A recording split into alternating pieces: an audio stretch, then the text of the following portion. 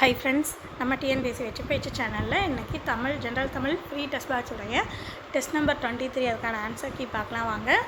Test number 23 அதுக்கான class videos and அதுக்கான test portions எல்லாமே உங்களுக்கு டெலகிராம் சேனலில் அவைலபிளாக இருக்குது. லிங்க் நான் டிஸ்கிரிப்ஷனில் கொடுத்துருக்கேன், செக் பண்ணிக்கோங்க. இப்போ நம்ம ஆன்சர் கீ பார்க்கலாம். ஃபஸ்ட் கொஸ்டின் பாருங்கள். நிலவு கூட்டல் என்று என்பதனை சேர்த்து எழுத கிடைக்கும் சொல் நிலவென்று. அடுத்து எதிர்ச்சொல் வச்சு பொறுத்துக கொடுத்துருக்காங்க. அழுகை, முதுமை, ஏற்றம், உயர்வு, இளமை, இரக்கம், உயர்வு, தாழ்வு, சிரிப்பு. இங்கே நான் எதிர்ச்சொல்லுக்கு இங்கே நடுவில் இன்ட்டு மார்க் தானே கொடுக்கணும். ஏன் நான் பொருள் கொடுத்துருக்க மாதிரி கோடு கொடுத்துருக்கேன்னா இந்த மாதிரியும் கேட்பாங்க. உங்களுக்கு மேலே எதிர்ச்சொல்றதை மென்ஷன் பண்ணியிருக்காங்க, நீங்கள் அதை கவனிக்காமல் இங்கே பொருளை வச்சு பார்த்தீங்கன்னா ஆன்சர் கண்டிப்பாக தப்பாக தான் வரும். ஸோ கொஷினை எப்போது கேர்ஃபுல்லாக பார்த்துக்கோங்க. ஸோ அழுகை அதுக்கான எதிர்ச்சொல் என்ன வரும்? சிரிப்பு. அடுத்து முதுமை அதுக்கான எதிர்ச்சொல் இளமை. ஏற்றம், இரக்கம், உயர்வு, தாழ்வு. So second option correct answer. அடுத்து பாருங்கள். ஏற்றம் என்பதன் எதிர்ச்சொல், ஏற்றம்னா அதோடைய எதிர்ச்சொல் இரக்கம். அடுத்து பேதையார் அதுக்குள்ள எதிர்ச்சொல் அறிவுடையார். கவிஞர் தமிழ்வழி பிறந்த இடம் புதுவை. தவறான இணையை தேர்வு செய்க.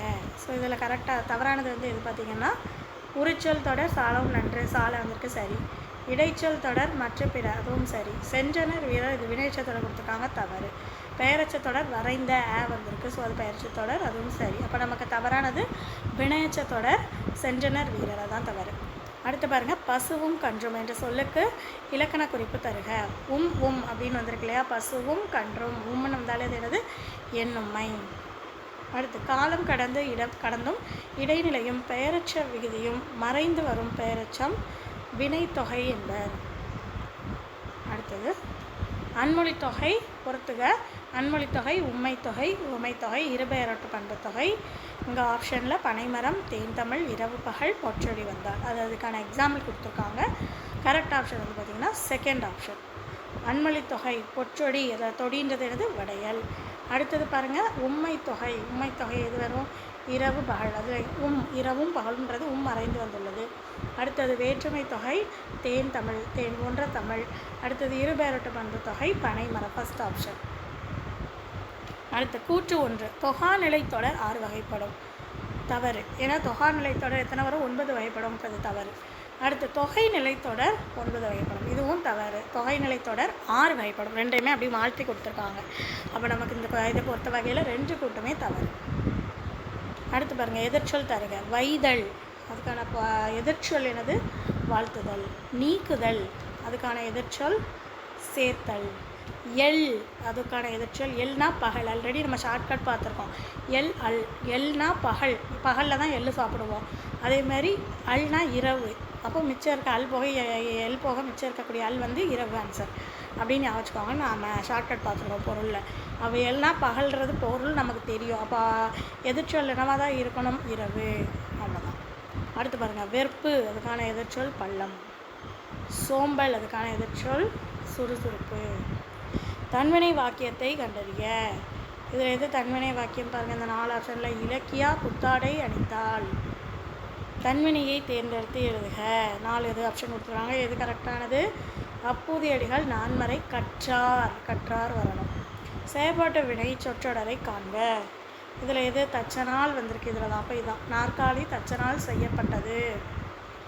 எவ்வகை வாக்கியம்? மாணவன் பாடம் படிக்கலை அப்படின்னு வந்திருக்கு. அப்போ அது எதிர்மறை. ஸோ எதிர்மறை தொடர். ஆடும் மயிலின் அழகுதான் என்னே எவ்வகை வாக்கியம் என்பதனை கண்டறிக. அழகுதான் என்னே ஆச்சரியக்குறி அப்போ அது என்னது? உணர்ச்சி வாக்கியம். அடாபிடி என்னும் மரபு தொடரின் பொருள் கொடுஞ்செயல்.